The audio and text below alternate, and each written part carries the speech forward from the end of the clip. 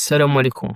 واش شفت الفاجعة اللي وقعت في مدينة فاس في حي المسيرة؟ عدد الضحايا 16، منهم 4 الوفيات، 2 نساء حوامل حالتهم مستقرة، و3 الإصابات بالغة، و7 إصابات أقل من الخطر.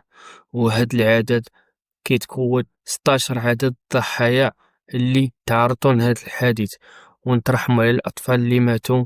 وهاد الشي كامل بسبب ديال قدامين اللي ما مأهلينش من السكن.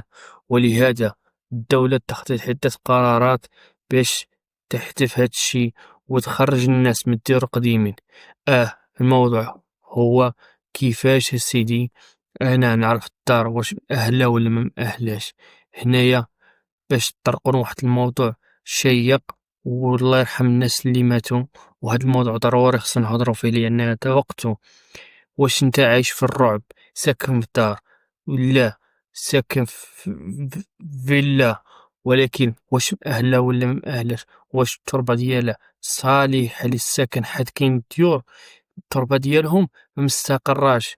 مثلا كتجبر دار ملي كيطيح الشتا، اما كيحدث شي انهيار ولا شي حاجة في التربة، ولا كتزيد ضغط شوية.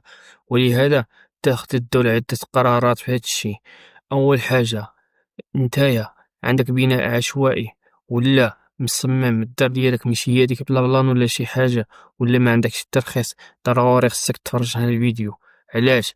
لأن هادشي اسيدي باش يهمه.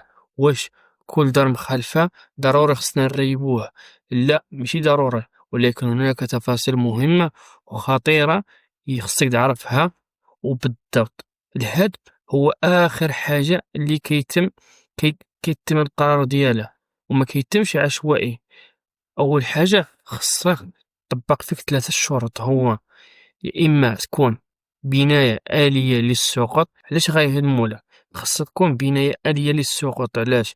خاصها تكون دار إما ما مصايباش مزيان البلانات ديالها، السواري ما مزيانينش، كتجي واحد اللجنة كدير معاينة. يا اما يكون سبب الشتا، ديك الشيرشات ديال الصور ديال السواري، كدير واحد المعاينة وهي كتقرر. ولا عندنا دور الصباح الدراري وديك الشي امام غير مأهلين شي الساكن، هذا التريب. وعندنا نزع الملكية، شي دار مبنية في شي طريق ولا في شي حاجة. هنايا فاش كيتم الهدم، الهدم ما كيجيش غير هكاك وصافي، لا كيكون عنده بزاف ديال الشروط. ونهضر على واحد الحاجة، راهم ما غاديش يجيو يريبوا لك وصافي. يا اما غادي تكون بنيتي مثلا عندنا في التهزئة 13، انت زديتي فوق ديك 13. علاش هما داروا ديك 13 ولا 14 ولا 5؟ على حساب التربة.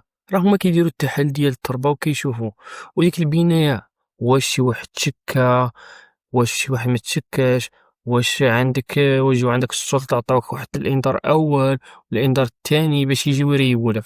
فهمت كيفاش؟ باش كيتم التريب. وخاصها تكون اغلبيه مخالف واحد الشروط من واحد الدرجه ما كتصورش.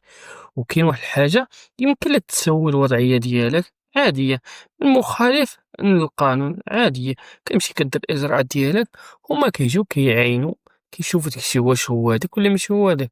كما طرنا هاد الديور هذا ما انت شوف، يعني يقدر يكونوا يعلموا اللي يقدر يكون صيفطوا الاشعارات، ولكن ما خرجوش من الديور. انت شوف، والعلم لله ما نقدروش نقولوا شي حاجه ما كايناش. و2026 غيتحل هاد الشيء، غيديروا تسويه لحل معظم المخالفات. والامل في 2026 هي التسويه ديال بعض المخالفات. مثلا غيجيو غيعينوا هاد الشيء وغيشوفوا واش نتايا مخالف ولا ما مخالفش، وداك الشيء غيتم تدريجيا بشويه بشويه. فهمت كيفاش؟ غيحيدوا من هاد الامور ديال الترياب وهاد بزاف، لان المشاكل كلشي كتحول للمحكمه والمحكمه كيوقع عليها الضغط. ولهذا غيبدلوا بزاف ديال القرارات وقوانين جديده غيكونوا، وغادي يبسطوا في الرخص وكلشي، لان باغيين كلشي يستافد وما يوقعوش المشاكل وبزاف د الحوايج. ومرحبا بكم، وما تنسوش الضغط على زر الاشتراك